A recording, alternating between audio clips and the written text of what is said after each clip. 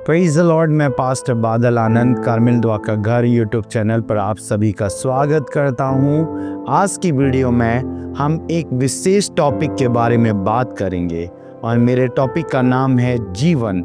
मेरा प्रश्न आपसे ये है, आपके लिए जीवन का मतलब क्या है? क्या भौतिक सुख विलास, खाना पीना सोना? आज हम सीखेंगे कि बाइबल के अनुसार जीवन का मतलब क्या होता है। और मैं इस वीडियो में 4 ग्रीक वर्ड के बारे में बात करना चाहता हूं जो कि जीवन के लिए इस्तेमाल हुए हैं। पहला ग्रीक वर्ड है जो जीवन के लिए इस्तेमाल हुआ है, उसे हम बियोस कहते हैं और बियोस का मतलब है शारीरिक जीवन। और दूसरा वर्ड जिसके बारे में आज हम बात करेंगे जो जीवन के लिए इस्तेमाल होता है, और दूसरा वर्ड है शुखे, और जिसे हम मानसिक या भावनात्मक जीवन बोलते हैं।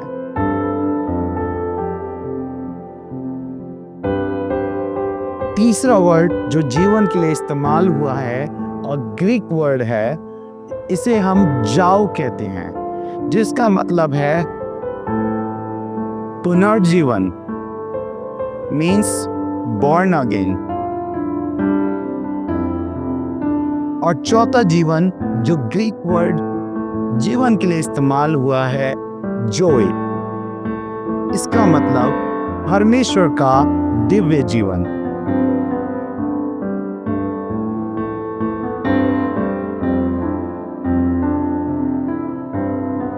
God kind of life. आज की वीडियो में हम इन 4 प्रकार के जीवनों के बारे में बात करेंगे, बियोस, शुके, जाओ और जोय। और वचन से हम देखेंगे किस प्रकार से किस जीवन का क्या मतलब है। इससे पहले हम जीवन के बारे में बात करें, एक आयत को आपके बीच में बांटना चाहता हूँ। पहला थिस्सलुनीकियों 5वां अध्याय उसकी 23वीं आयत, और यहाँ पर लिखा है, शांति का परमेश्वर आप ही तुम्हें पूरी रीति से पवित्र करे और तुम्हारी आत्मा, जिसे इंग्लिश में स्पिरिट कहते हैं और ग्रीक में न्यूमा बोलते हैं, और प्राण, जिसे इंग्लिश में सोल, और कई जगह पर बाइबल में इसे माइंड और हार्ट करके रिप्रेजेंट किया गया है, और ग्रीक में इसे शुके बोलते हैं, और दे यानी इंग्लिश में इसे बॉडी और ग्रीक में इसे शोमा बोलते हैं, हमारे प्रभु यीशु मसीह के आने तक पूरे निर्दोष और सुरक्षित रहें। मैं बात करना चाहता हूँ, मनुष्य 3 चीजों से मिलकर बनाया गया है, और इस वचन के अनुसार हम यहाँ पर देखते हैं मनुष्य के पास में आत्मा है, मनुष्य के पास में प्राण है और देह है। एक ह्यूमन के पास में स्पिरिट, सोल और बॉडी है। पहला थिस्सलुनीकियों 5वां अध्याय 23वीं आयत के अनुसार मनुष्य के पास शरीर, प्राण और आत्मा है। परंतु अगर हम बात करें एनिमल की, हम बात करें पक्षियों की, हम बात करें कीड़े मकोड़ों की, जो भी सृष्टि परमेश्वर ने मनुष्य को छोड़कर बनाया, उनके पास शरीर है, प्राण है। परंतु मनुष्य की रचना परमेश्वर ने सबसे विशेष रूप से करी। मनुष्य के पास एक बात जो हटकर है, जो जानवरों से, पक्षियों से, कीड़े मकोड़ों से हटकर है, और वो है आत्मा।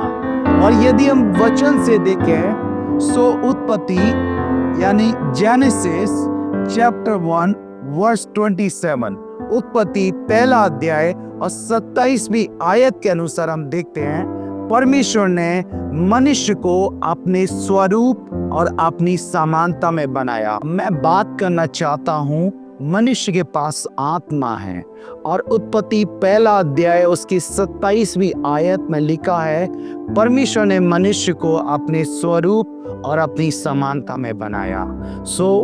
इन प्राणियों से, जानवरों से हटकर जो मनुष्य के पास आत्मा है, और वह आत्मा परमेश्वर की आत्मा के स्वरूप में है।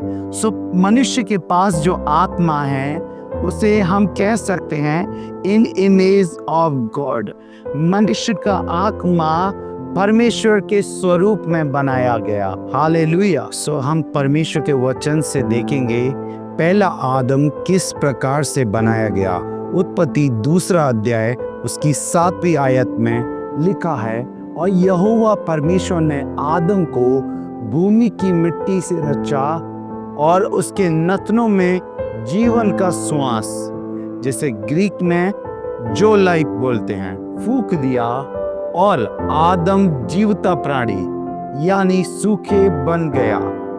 एडम के पास में बॉडी, सोल और स्पिरिट के साथ में एक और जीवन था जिसे हम जो लाइफ कहते हैं। सो इससे पहले हम आगे बढ़े, हम 4 प्रकार के जीवनों के बारे में चर्चा करेंगे, और हम बात करेंगे पहले जीवन के बारे में, बियोस, शारीरिक जीवन। इस जीवन के बारे में हम जानेंगे।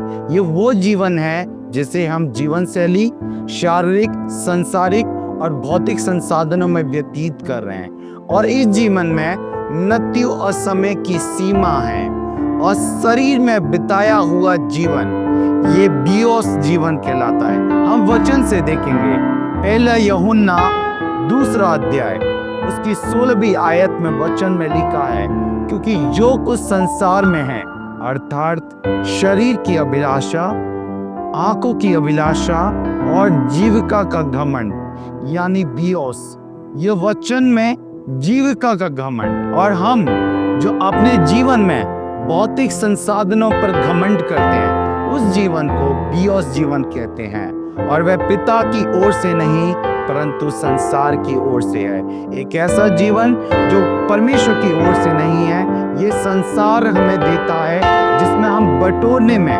आज जीवन व्यतीत कर रहे हैं। जो शरीर में जीने वाला जीवन है, जिसे हम शरीर यानी शोमा में जीते हैं, उस जीवन को हम बियोस कहते हैं। हमें रोटी, कपड़ा, मकान, जीवन शैली, संसाधनों और भी बहुत चीजों की आवश्यकता है, और इस जीवन को जीने के लिए जो वर्ड यूज हुआ है उसे हम बियोस कहते हैं। एक और आयत हम देखेंगे, मरकुस 12:44 में प्रभु यीशु ने कहा, और सब ने तो धन की बढ़ती में से बोया, परंतु इस स्त्री ने अपनी सारी जीविका डाल दी। अपनी सारी जीविका, एक विधवा स्त्री ने अपनी सारी जीविका उस परमेश्वर के भवन में डाल दी, और यहाँ पर जो जीविका है यानी शरीर में चलाने के लिए जो धन था, वो सारा धन उसने प्रभु के राज्य में बोया, और ये वर्ड, इस जीवन को भी हम बियोस कहते हैं। और हम अब बात करेंगे दूसरे प्रकार के जीवन के बारे में, सुखी, जिसे मानसिक और भावनात्मक जीवन कहते हैं, और ये वो जीवन है जिसमें हमारे निर्णय हैं, हमारी भावनाएं हैं, हमारी इच्छाएं हैं। कई बार हम इच्छाओं से, भावनाओं से जीवन व्यतीत करते हैं, और वैसे जीवन को हम सूखे ही कहते हैं। बहुत से लोग आज डिप्रेशन में हैं, बहुत से लोग जैसा फील करते हैं उस फीलिंग के अनुसार अपने जीवन को व्यतीत करते हैं। परंतु मैं बताना चाहता हूँ, आज परमेश्वर का वचन आपकी आंखों को खोलने जा रहा है। आप यदि आज भी सूखे में अपने जीवन को बिता रहे हैं तो आप अपने प्राणों की हानि उठा रहे हैं। मैं परमेश्वर के एक वचन से पढ़ना चाहता हूँ, मत्ती 16 उसके 25-26 में लिखा है, क्योंकि जो कोई अपना प्राण बचाना चाहे वह उसे खोएगा, जो कोई मेरे लिए अपना प्राण खोएगा वह बचाएगा। ये वचन बात कर रहा है अपने प्राण को बचाने के बारे में। कई बार हम अपने भावनात्मक जीवन, मानसिक जीवन के अनुसार अपने जीवन को व्यतीत करते हैं, और जो इस जीवन को बचाना चाहता है वो उसे खोएगा, परंतु जो सूखे में मरता है और वह मसीह में जो लाइफ पाता है। हालेलुया। आज यदि आज आप भावनात्मक जीवन जी रहे हैं, ट्रोमा में है, डिप्रेशन में है, और अपनी मानसिक भावनात्मक जीवन के अनुसार जीवन को व्यतीत कर रहे हैं, तो आज आपको आवश्यकता है, आज अपने जीवन के रवैये को आज आप बदलें, क्योंकि ये जीवन आपको हानि की ओर लेकर जा रहा है, ये जीवन आपको नाश की ओर लेकर जा रहा है। और आगे 26वें आयत में लिखा है, यदि मनुष्य सारे संसार को प्राप्त करे किंतु अपने प्राणों की हानि उठाए तो उसे क्या लाभ है। आज हमारे मन में जीने वाला जीवन जिसे हम सूखे कहते हैं, जिसके अकॉर्डिंग हम जीवन व्यतीत कर रहे हैं, हमारी मानसिक विचार, हमारे भावनात्मक विचार, हम दुनिया की दौड़ में लगे हुए हैं। हम बहुत कुछ पाना चाहते हैं, हम बहुत कुछ बनना चाहते हैं, परंतु आज भी हम अपने जीवन को खो रहे हैं। मैं आपको बताना चाहता हूं, ऐसे जीवन को यदि आप जी रहे हैं, आप अपने प्राणों की हानि उठा रहे हैं। अब हम बात करेंगे तीसरे प्रकार के जीवन के बारे में, यानी जाओ के बारे में, और हिंदी में हम इसे पुनर्जीवन कहते हैं। एक ऐसा जीवन जिसमें मरकर फिर से जीवित होना, एक नया आत्मिक जीवन पाना। यहाँ पर हम वचन से देखेंगे, रोमियो 6:11 में परमेश्वर के वचन में लिखा है, ऐसे तुम भी अपने आप को पाप के लिए तो मरा, परंतु परमेश्वर में जीवित समझो। ऐसे लोग, ये वो जीवन है जिसमें हम पाप के लिए जब मर जाते हैं, जब हमारा पहला जीवन सूखे और बियोस दोनों पाप के लिए मर जाते हैं, तो हमारी आत्मा जो नए सिरे से जन्म लेती है, और उस जीवन को हम जाओ जीवन कहते हैं। और जो परमेश्वर में जीवित है, उनके पास में ये पुनर्जीवन है, वो फिर से एक नया जीवन में पैदा हुए हैं। पहला कुरिन्थियों 15:22 में लिखा है, और जैसे आदम में सब मरते हैं, वैसे ही मसीह में सब जिलाए जाएंगे। जितने लोग आदम में आज जीवन व्यतीत कर रहे हैं, ऐसे लोग जो यीशु मसीह को नहीं जानते और यीशु मसीह से पहले के लोग हैं, जिन्होंने यीशु के उद्धार को नहीं पाया, उनके पास में आदम का जीवन था, परंतु जिसने यीशु मसीह को जाना है, उसके पास में जाओ जीवन है, फिर से एक नया जीवन पाने की आशा है। जैसा आदम में सब मरते हैं, वैसे ही मसीह में सब जिलाए गए हैं। आज हमारे पास नया जीवन है।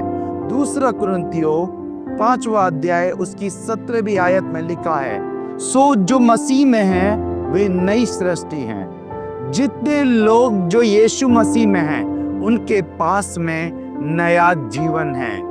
एडम जो पहला व्यक्ति बनाया गया था, उसके पास में बॉडी थी, सोमा जिसे हम सोमा कहते हैं, सोल थी जिसे हम सुखे कहते हैं, आत्मा थी जिसे हम ग्रीक में नुमा कहते हैं, और उसके अलावा दूसरा उत्पत्ति 2:7 के अनुसार उस आदम के पास में एक जो जीवन था, परमेश्वर का जैसा जीवन, परंतु जब उसने परमेश्वर की आज्ञा नहीं मानी और उसने पाप किया, तो वो शरीर में पाप में होकर जीवित था, वो प्राण में पाप में होकर जीवित था, परंतु उसकी आत्मा मर गई थी और जो जीवन उससे दूर हो गया था। परंतु एक और आदम के बारे में मैं बात करना चाहता हूँ, और वह उसका नाम प्रभु यीशु है।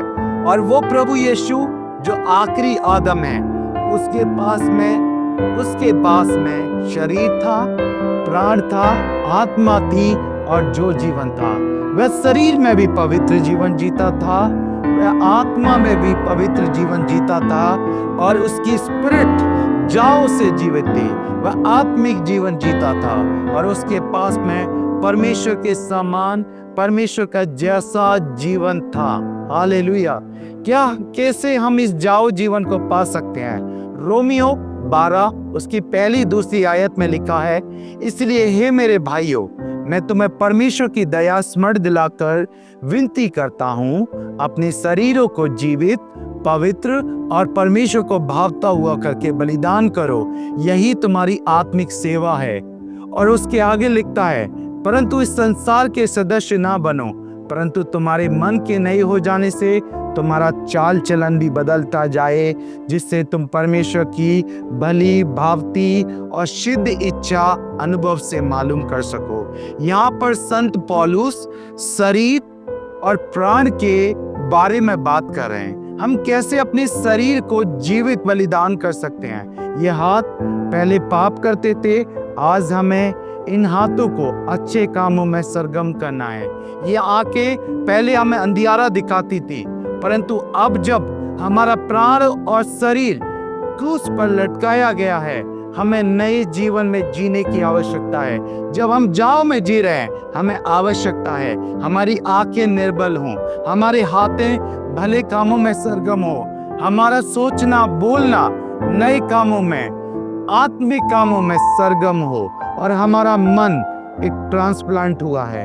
वो मन जो हमें पाप करवाता था, वो हमसे दूर कर अब हमें नया जीवन दिया गया है, जिसमें हम जाओ से जीवित हैं और हमारे पास एक पुनर्जीवन है।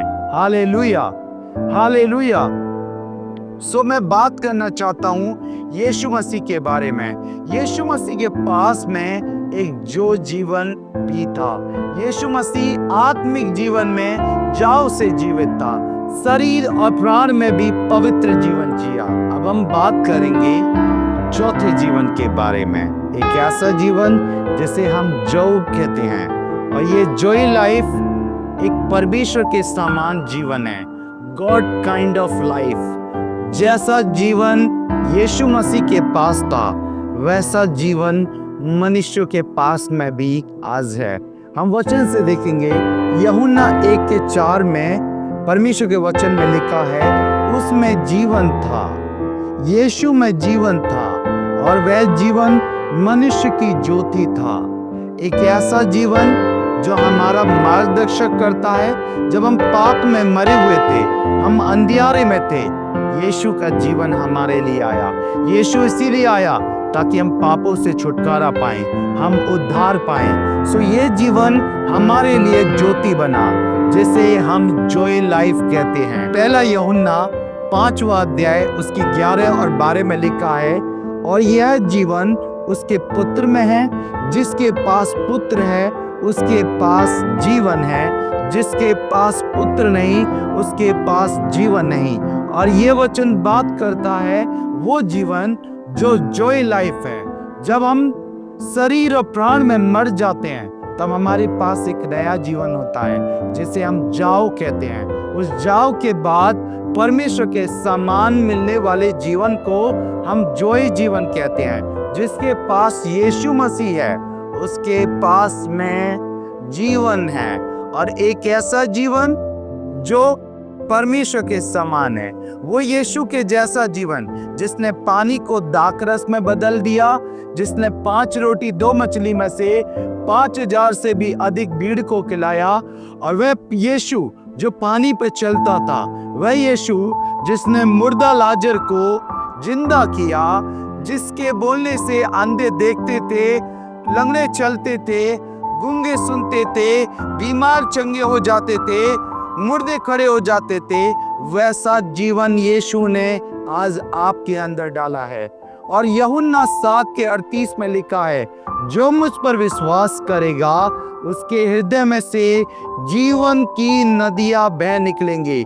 जो यीशु पर विश्वास करता है, उनके पास में एक अलग जीवन है, और उस जीवन का नाम जॉय जीवन है। और जीवन की नदियों का मतलब है, जब आप यीशु पर भरोसा रखते हैं, परमेश्वर आपके जीवन से एक ऐसी नदियों को बहाता है, वो जल जो उद्धार का है, अब उसमें से और लोग पीकर तृप्त होंगे।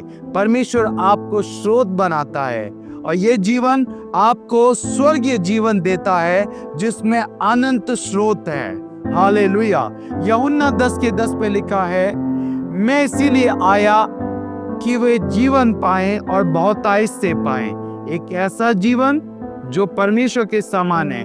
जब आदम में सब मरे हुए थे, यीशु मसीह इसीलिए आया ताकि यीशु मसीह के जैसा जीवन जाओ से जीवित होकर प्रभु यीशु जैसा जीवन लोग व्यतीत करें। यहाँ तक हमने 4 प्रकार के जीवन के बारे में चर्चा की। हम बात करेंगे कंक्लूजन के बारे में। मनुष्य के पास जो शरीर है, उसमें जीने वाले जीवन को हम बियोस कहते हैं, और ये जीवन हमारी फिजिकल बॉडी और नीड से रिलेट करता है। और ये जीवन वर्ल्ड कॉन्शियस है, रोटी कपड़ा मकान, जो आज मनुष्य की सबसे बड़ी दौड़ है। और ऐसे जीवन जो इसमें जीवन व्यतीत कर रहे हैं, ऐसे लोगों को मैं बताना चाहता हूँ, आप रुक कर सोचें, यही जीवन सब कुछ नहीं है। ये जीवन एक नासवान जीवन है। और दूसरे जीवन के बारे में बात करना चाहता हूँ, प्राण। और प्राण में जीने वाले जीवन को हम सुख ही कहते हैं, जो हमारे मन, हमारी इच्छाओं और हमारी भावनाओं से रिलेट करता है। और इस जीवन में अगर हम देखें तो ये सेल्फ कॉन्शियस जीवन होता है। मुझे प्यार चाहिए, मुझे अच्छा नहीं लग रहा तो मैं ये नहीं करूँगा। परंतु यदि आज भी आप ऐसा जीवन व्यतीत कर रहे हैं, भावनाओं में, इच्छाओं से जीवन व्यतीत कर रहे हैं, तो एक बार रुक कर सोचें, यह जीवन आपके प्राण को हानि की ओर लेकर जाता है। परंतु मैं बात करना चाहता हूँ एक और जीवन के बारे में। और मनुष्य के पास जो स्पिरिट है, ह्यूमन स्पिरिट, जिसे ग्रीक में न्यूमा बोलते हैं, और वो पाप के कारण मरी हुई है। परंतु जितनों ने यीशु मसीह को ग्रहण किया है, उनके पास में जाओ जीवन है, यानी आत्मिक पुनर्जीवन। और जिनके पास पुनर्जीवन है, वो जीवन गॉड कॉन्शियस जीवन होता है। ऐसे लोग जो आत्मा के कारण जीवित हैं, वो मसीह केंद्रित जीवन जीते हैं, मसीह आधारित जीवन जीते हैं। और मैं बात करना चाहता हूँ होली स्पिरिट के बारे में। हमने शरीर पर और आत्मा के बारे में बात की, मैं होली स्पिरिट के बारे में बात करना चाहता हूँ, जैसे ग्रीक में न्यूमा हेगियोन कहते हैं। और ये Holi spirit third person of Trinity God है, जिसे हम स्पिरिट ऑफ गॉड भी कहते हैं। और जिनके पास आत्मा है, उनके पास में एक ऐसा जीवन है जो जॉय लाइफ हमें देता है। और जिनके पास में पवित्र आत्मा है, उनके अंदर परमेश्वर बसता है। और प्रेरितों के काम पहला अध्याय उसकी 8वीं आयत में प्रभु यीशु ने कहा, जब आत्मा तुम पर आएगा तब तुम सामर्थ्य पाओगे। जब पवित्र आत्मा हमारे अंदर उतरता है, तब हम सामर्थ्य को पाते हैं, तब हम एक जॉय जीवन को पाते हैं, एक ऐसा जीवन जो परमेश्वर के जैसा जीवन है। यदि आज आप परमेश्वर के समान जीवन व्यतीत करना चाहते हो और आपको नहीं मालूम कैसे करें, मैं बताना चाहूँगा, पवित्र आत्मा पर निर्भर होकर जीवन व्यतीत करना शुरू करें। अपने इनर मैन को जागरूक करें और अपने आउटर मैन को हर समय प्रतिदिन मरा हुआ रखें। हालेलुया। एवरीडे हमें आवश्यकता है कि हम शरीर में मरे रहें और आत्मा में जीवित रहें। एवरीडे हमें आवश्यकता है कि हम पवित्र आत्मा जो सहायक के रूप में हमें दिया गया है, जिसके द्वारा हमें जॉय जीवन दिया गया है, उस पर निर्भर होकर हम जीवन व्यतीत करना शुरू करें। मैं विश्वास करता हूँ इस बाइबल स्टडी के द्वारा आपने आशीष पाई है। यदि आपको ये वीडियो पसंद आई है तो कृपया करके आप इस वीडियो को लाइक करें, चैनल को सब्सक्राइब करें और दूसरों को शेयर करना ना भूलें। जय मसीह की। प्रभु आप सभी को आशीष दे।